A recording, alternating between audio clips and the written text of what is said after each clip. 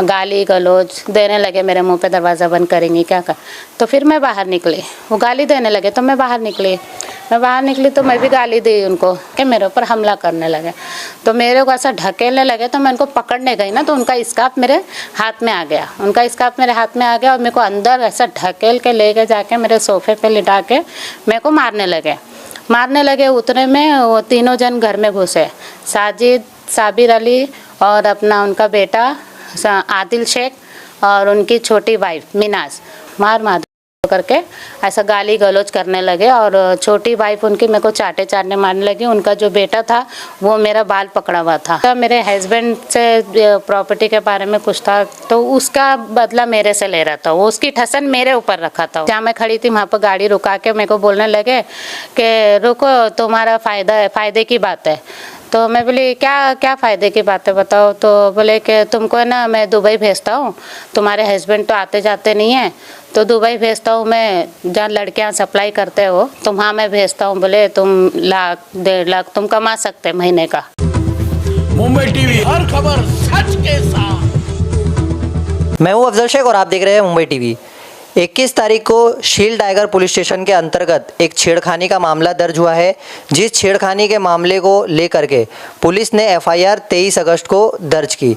अब इस मामले में बता दें कि जो हमारे साथ मौजूद है विक्टिम नसरीन असलम शेख, इनके साथ में साजिद पूनेवाला, उनकी पहली और दूसरी पत्नी समेत एक व्यक्ति ने इनको आकर के ज़बरदस्ती करने की कोशिश करी और साथ ही में बिल्डिंग में काफ़ी पहले भी जो है विवाद किया गया था, लेकिन उस पर भी पुलिस प्रशासन ने पहले ही अनदेखा किया, जिसका परिणाम ये निकला कि 21 तारीख के दिन ये छेड़खानी की घटना जो है नसरीन के साथ घटी है। हम जानने की कोशिश करेंगे कि ये छेड़खानी के मामले के बाद अब पुलिस ने किस तरीके का संज्ञान लिया है और ये अभी इस मामले के बाद कितना जो है इनके अंदर डर बना हुआ है। सबसे पहले ये जो घटना हुई है इसका CCTV भी आया है, क्या कहेंगे ये घटना कैसे अंजाम हुई? ये सुबह का टाइम था, मेरे घर में काम था बहुत ज़्यादा, मेरे बच्चे को स्कूल भी भेजना था। तो उस टाइम पे साजिद साबिर अली उनकी वाइफ आए मिसवा, और वो मेरे से बोलने लगे कि कचरे के बारे में, वो मतलब झगड़ा हो गया, कचरे के बारे में बात निकाले। तो मैं बोली बाद में बात करती हूँ करके दरवाज़ा बंद कर दी। दरवाज़ा बंद करी तो वो ज़ोर से दरवाज़ा खोल के बोलने लगे कि गाली गलौज देने लगे, मेरे मुंह पे दरवाज़ा बंद करेंगी क्या कर। तो फिर मैं बाहर निकली, वो गाली देने लगे तो मैं बाहर निकली तो मैं भी गाली दी उनको, मैं भी 1-2 गाली दी। तो वो डायरेक्ट अपने घर में घुस गए थे, पहले चले गए थे, मैं वो गाली दे के फिर वापस आए, मैं बाहर निकली ना, वापस आके मेरे ऊपर हमला करने लगे। तो मेरे को ऐसा ढकेलने लगे तो मैं उनको पकड़ने गई ना, तो उनका स्कार्फ मेरे हाथ में आ गया और मेरे को अंदर ऐसा ढकेल के ले जाके मेरे सोफे पे लिटा के मेरे को मारने लगे। उतने में वो तीनों जन घर में घुसे, साजिद, साबिर अली और अपना उनका बेटा आदिल शेख और उनकी छोटी वाइफ मिनाज, वो तीनों मेरे घर में घुसे। फिर घुसने के बाद में जैसे मैं अपने उठने की कोशिश करी तो मेरे को ऐसा हाथ पकड़ के साजिद शेख मेरा हाथ पकड़ के बोलने लगे मार इसको, बोले मार करके ऐसा गाली गलौज करने लगे। और छोटी वाइफ उनकी मेरे को चाटने मारने लगी। उनका जो बेटा था वो मेरा बाल पकड़ा हुआ था।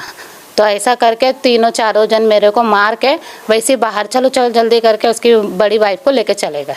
तो ये जो मारने का सिलसिला था, इससे पहले कुछ विवाद था क्या, जो इस प्रकार से कोई भी आकर के अचानक? ऐसा कुछ नहीं था। वो जैसा मेरे हस्बैंड से प्रॉपर्टी के बारे में कुछ था तो उसका बदला मेरे से ले रहा था, वो उसकी ठसन मेरे ऊपर रखा था। वो ऐसा कभी कचरे को लेके, कभी चप्पल को लेके, कभी इसको गाली गलौज होते रहती थी। पहले मैं 2 बार ऐसी कर चुकी थी, लेकिन उस पर कुछ नहीं। अभी मेरे ऊपर हमला हुआ तो मेरे को कंप्लेंट करना पड़ा और मेरे को ऐसा एक्शन लेना पड़ा। कितना डर बना हुआ इस घटना? डर तो बहुत है मेरे को, मैं जा नहीं सक रही मैं घर पे। मेरे को इतना डर लग रहा है कि मेरे साथ में कभी भी वो कुछ भी कर सकता है। जब मेरे घर में 4 लोग घुस के मेरे को मार सकते हैं तो जाहिर सी बात है कि आगे कुछ भी उन लोग कर सकते हैं मेरे साथ में। उतना मेरा डर है। मेरे 2 छोटे मासूम बच्चे, मैं खाली अकेली रहती हूँ 2 बच्चे लेके। मेरे को बहुत ज़्यादा डर है, मेरे को सेफ्टी चाहिए। जिस तरीके से आप अरेस्ट भी नहीं किया उनको, अभी भी खुले घूम रहे हो।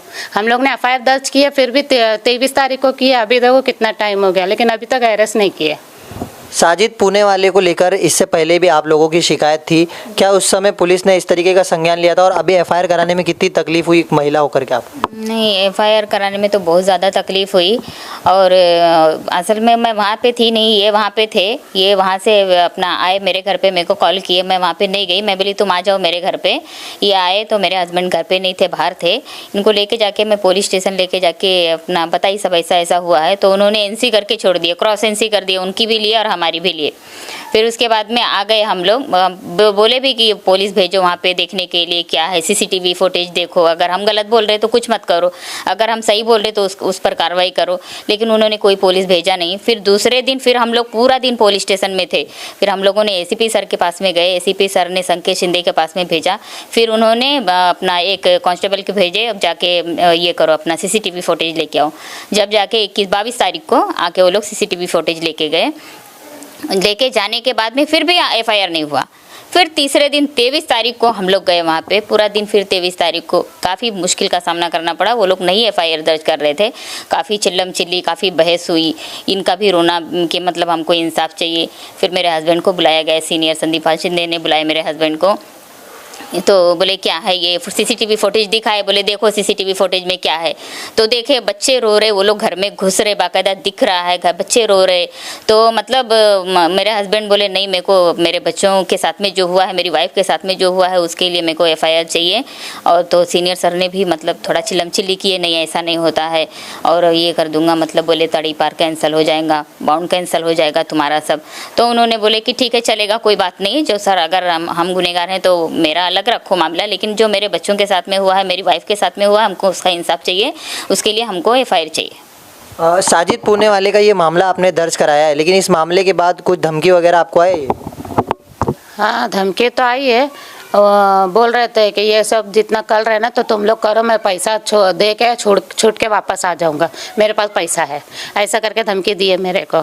आप जिस बिल्डिंग में रहते हैं उसी बिल्डिंग में साजिद के अलावा उनकी दोनों पत्नियां रहती हैं? हाँ, दोनों पत्नियां रहती है और अपना उनका बेटा है। ऊपर साइड है 2 माले पे।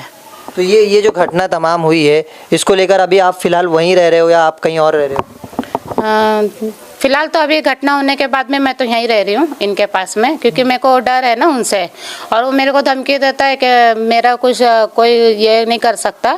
बोले जा, तेरे को जिधर जाने का है, जो करने का कर, मेरा 2 नंबर का धंधा है, मैं छूट के वापस आ जाऊँगा। अच्छा। करके मेरे को ऐसा धमकी दी है वो, ऐसा है। तो ये तमाम चीज़ों को लेकर आपने देखा कि शील टाइगर पुलिस स्टेशन ने मामला तो दर्ज किया है छेड़खानी का, लेकिन कहीं ना कहीं संज्ञान लेना भी ज़रूरी है, क्योंकि छेड़खानी के मामले जिस तरीके से लगातार बढ़ रहे हैं उसको लेकर अब महिलाओं में भी डर बना हुआ है। और एक बार मेरे को धमकी दिए थे वो, जैसा मार्केट में मैं मार्केट कुछ करने गई थी बाज़ार, तो वहाँ पर गाड़ी में आके, गाड़ी जहाँ मैं खड़ी थी वहाँ पर गाड़ी रुका के मेरे को बोलने लगे कि रुको, तुम्हारा फ़ायदे की बात है। तो मैं बोली क्या फ़ायदे की बात है बताओ। तो बोले कि तुमको ना मैं दुबई भेजता हूँ, तुम्हारे हस्बैंड तो आते जाते नहीं हैं, तो दुबई भेजता हूँ मैं, जहाँ लड़कियाँ सप्लाई करते हो तो वहाँ मैं भेजता हूँ। बोले तुम 1-1.5 लाख तुम कमा सकते महीने का करके, महीने का 6 महीने के ट्रिप पे भेजता हूँ करके बोले। तो मैंने इंटरेस्ट नहीं ली, मैं हाउस वाइफ हूँ, ये सब बातें मेरे पर शोभा नहीं देती है, तो मैं इंटरेस्ट नहीं ली। मैं बोली जाओ, नहीं तो मैं कंप्लेंट कर दूंगी आपके नाम की। तो बोले जाओ, जो करने का करो करके मेरे को दस धमकी दिए वो। मतलब ये भी उनका काम है ऐसा? हाँ, ये भी काम है उनका, लड़कियां सप्लाई करने का, 2 नंबर का, ये सब काम है उनका।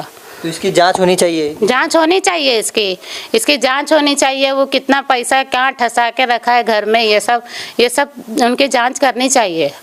और लेडीज़ लोग के ऊपर हाथ उठाना ये सब गलत है ना, छेड़छाड़ करना।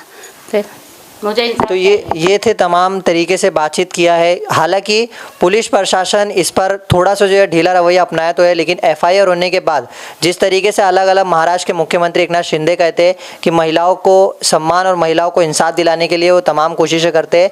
ये देखना है कि थाने ज़िले में ये आने वाला मुमरा परिसर है, मुमरा शील टाइगर, यहाँ पर जो छेड़खानी की घटनाएँ हो रही है उस तमाम घटनाओं को लेकर किस तरीके से जो है तमाम जो ऐसे पुलिस स्टेशन है उन्हें निर्देश दिए जाते हैं कि ऐसी छेड़खानी को संज्ञान लिया जाए और ये देखना है कि साजिद पूनेवाला समेत जो उनकी दोनों पत्नियां और उनके बेटे, उन तमाम लोगों को पुलिस कैसे गिरफ्तार करती है और किस तरीके से अगला जो है, इनका कहना ये भी है कि इनको एक जान का खतरा बना हुआ है, तो इसको लेकर भी पुलिस प्रशासन इन्हें सिक्योरिटी जो है तैनात करके इनकी सेफ्टी का पूरा ध्यान रखती है। कैमरामैन नावेद कुरैशी के साथ अफजल शेख, मुंबई टीवी।